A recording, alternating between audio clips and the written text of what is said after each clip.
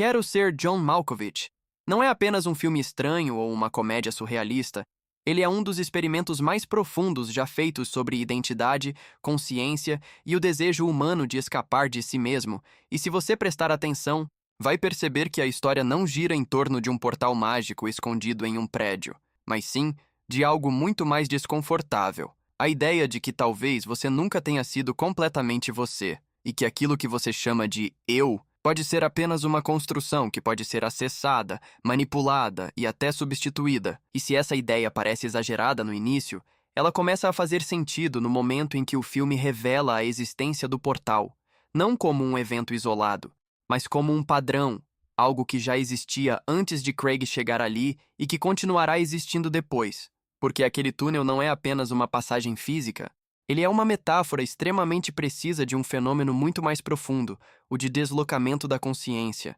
E quando Craig entra pela primeira vez, o que vemos não é uma invasão, mas uma fusão temporária. Ele não está observando John Malkovich de fora. Ele está vivendo a realidade a partir do centro de percepção dele, sentindo o mundo através dos sentidos dele, e isso levanta uma questão fundamental. Se você pode perceber o mundo a partir de outra mente, então quem você realmente é? O corpo ou a consciência que observa através dele, porque se a consciência pode mudar de perspectiva, então ela não está presa à forma física. Ela está apenas utilizando a forma como um instrumento de experiência. E isso conecta diretamente com uma das ideias mais discutidas dentro da física moderna e da espiritualidade, a de que a realidade não é algo fixo e externo, mas algo que se organiza a partir da observação, como se o mundo que você vê fosse, na verdade, uma interpretação construída pela sua mente a partir de estímulos que ela mesma traduz. Então, aprofundando exatamente nesse ponto sem quebrar o fluxo, porque é aqui que o filme esconde uma das camadas mais importantes que quase ninguém percebe, o portal não funciona como um simples atalho físico dentro de um prédio, ele segue uma lógica simbólica muito mais precisa, quase como se fosse uma brecha entre camadas de percepção da realidade. E o fato dele estar localizado no andar 7,5 não é um detalhe aleatório, é uma distorção do próprio sistema, um espaço que não deveria existir oficialmente, um intervalo entre dois níveis, como se fosse uma falha na estrutura, e isso já indica que o portal não pertence à lógica comum do mundo físico, ele existe justamente naquilo que está entre, nem completamente material, nem completamente abstrato. E quando eles entram pelo túnel, o que acontece não é uma viagem no espaço, mas um deslocamento de ponto de consciência, como se a percepção deixasse de estar ancorada no corpo original e fosse redirecionada para outro centro de experiência. E isso explica por que a sensação é tão imersiva, porque não é como assistir à vida de alguém. É como ser aquela pessoa por alguns minutos. E a pergunta que surge naturalmente é: por que John Malkovich? Por que especificamente ele? E é aqui que a interpretação fica ainda mais profunda, porque o filme sugere que ele não é especial por acaso. Ele funciona como um receptor compatível, alguém cuja estrutura de identidade permite esse tipo de acesso, como se sua mente fosse uma espécie de frequência sintonizável, aberta o suficiente para ser ocupada. E isso conecta com a ideia de que nem toda consciência está disponível da mesma forma. Algumas são mais rígidas, mais fechadas, enquanto outras são mais permeáveis, mais acessíveis, e isso pode ser visto tanto psicologicamente quanto simbolicamente, uma espécie de filtro que desconecta a consciência de um corpo e a reconecta em outro. E o fato de ele ser apertado, escuro e desconfortável não é apenas estética. Ele representa o processo de atravessar limites internos, de sair de uma identidade e entrar em outra. Algo que nunca é completamente confortável, porque envolve perder referências, perder controle, perder a sensação de quem se é. E quando o tempo acaba e eles são literalmente expelidos para fora do corpo de Malkovich, caindo à beira de uma estrada, isso também segue uma lógica simbólica extremamente coerente, porque mostra que aquela experiência não pode ser sustentada indefinidamente, existe um limite natural para esse tipo de deslocamento, como se a própria estrutura da realidade não permitisse uma permanência contínua sem consequências.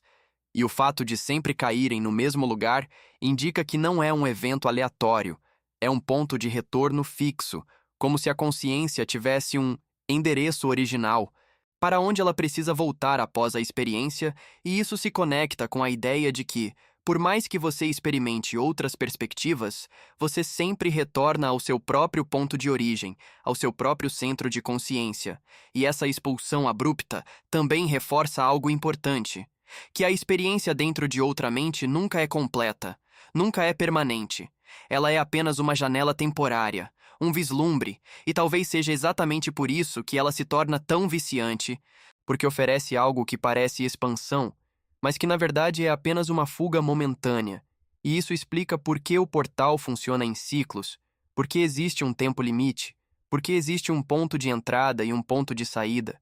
porque ele não foi feito para substituir a realidade. Ele foi feito para revelar algo sobre ela.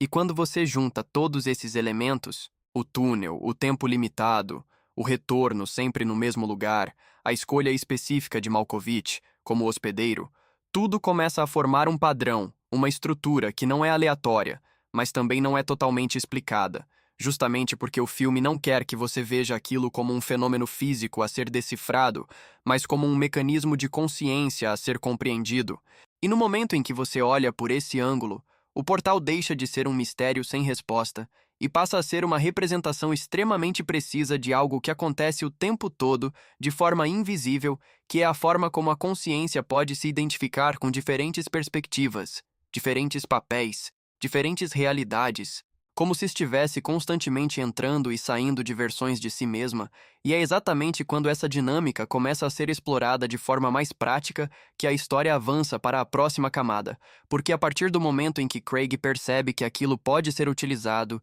que pode ser repetido, que pode ser oferecido para outras pessoas, o que antes era um fenômeno quase existencial, começa a se transformar em algo muito mais concreto, muito mais perigoso, e é aí que o portal deixa de ser apenas uma descoberta e passa a ser uma ferramenta. O filme introduz uma camada ainda mais perturbadora, porque aquilo que deveria ser uma experiência única e transformadora se torna um produto, algo comercializado, repetido, consumido, e isso é um reflexo direto do mundo moderno, onde experiências internas, emoções e até estados de consciência são transformados em mercadoria, como se fosse possível comprar uma nova perspectiva de vida sem precisar realmente mudar quem você é. E é exatamente por isso que as pessoas fazem fila para entrar no portal, não porque querem entender a consciência, mas porque querem fugir da própria vida, querem sentir algo diferente, querem escapar da própria identidade por alguns minutos, e isso revela uma verdade desconfortável. A maioria das pessoas não quer despertar, quer apenas uma pausa da própria realidade, quer apenas um alívio temporário, e isso explica por que, mesmo tendo acesso a algo extraordinário, ninguém ali realmente muda, ninguém sai transformado, porque a experiência por si só não é suficiente. É necessário consciência sobre a experiência, é necessário integração. E isso é algo que o filme mostra de forma sutil, mas extremamente precisa, porque enquanto todos usam o portal como entretenimento, Craig começa a enxergar aquilo como uma oportunidade de controle. E é aqui que o simbolismo dele como marionetista se torna ainda mais evidente, porque ele não quer apenas acessar, ele quer dominar, ele quer assumir completamente o corpo de Malkovich, controlar suas ações, suas decisões, sua vida.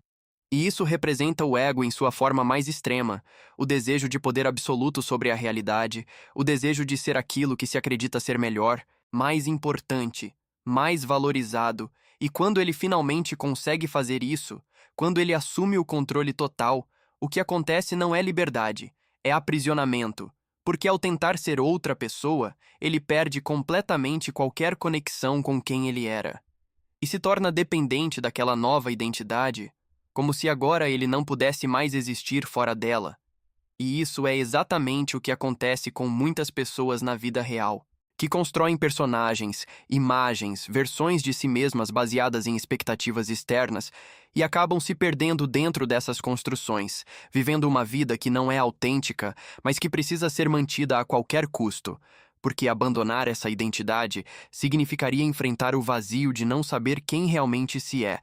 E esse vazio é um dos temas mais importantes do filme, porque ele aparece o tempo todo nas entrelinhas, nas escolhas dos personagens, na forma como eles se relacionam, na forma como buscam preencher algo que nunca parece suficiente, E quando Lot entra na mente de Malkovich e sente algo completamente diferente, algo que não se encaixa na identidade que ela sempre acreditou ter, o filme introduz outra camada ainda mais profunda, a de que identidade não é algo fixo, mas algo fluido, algo que pode mudar dependendo da perspectiva. E isso quebra completamente a ideia de um eu estático, mostrando que aquilo que você acredita ser pode ser apenas uma das muitas possibilidades que existem dentro de você.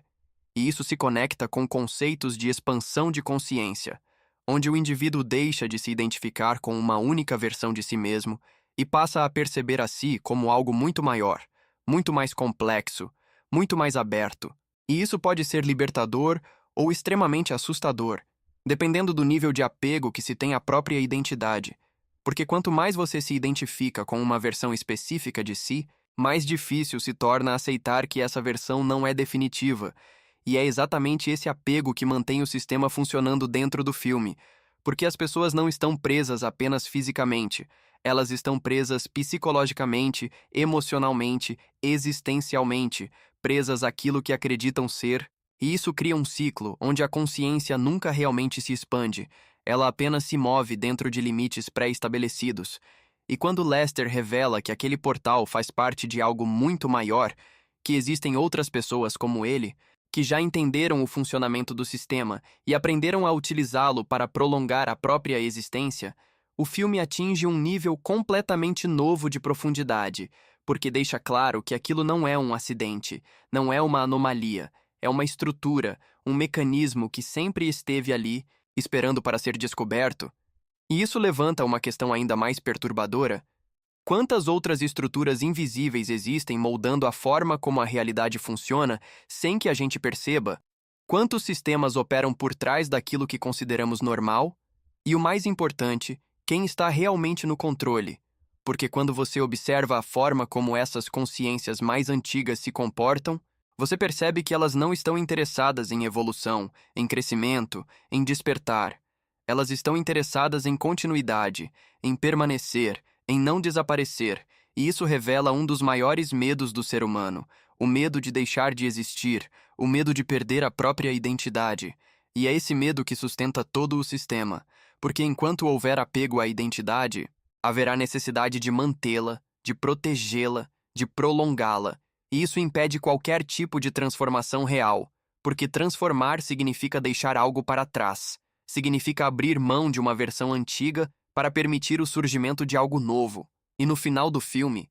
quando Craig fica preso dentro da mente da criança, incapaz de agir, apenas observando, o que vemos é a consequência máxima de todo esse processo. Uma consciência que tentou controlar tudo e acabou perdendo completamente o controle. Uma mente que buscava dominar e acabou se tornando espectadora da própria existência. E isso não é apenas um final trágico, é um alerta. Porque mostra o que acontece quando a consciência se identifica demais com o controle, quando ela acredita que precisa dominar a realidade em vez de compreendê-la, e talvez a maior mensagem do filme esteja exatamente aí, não na ideia de entrar na mente de outra pessoa, mas na necessidade de sair das limitações da própria mente, de questionar aquilo que parece óbvio, de observar aquilo que parece automático, porque no momento em que você começa a perceber os padrões que moldam a sua percepção,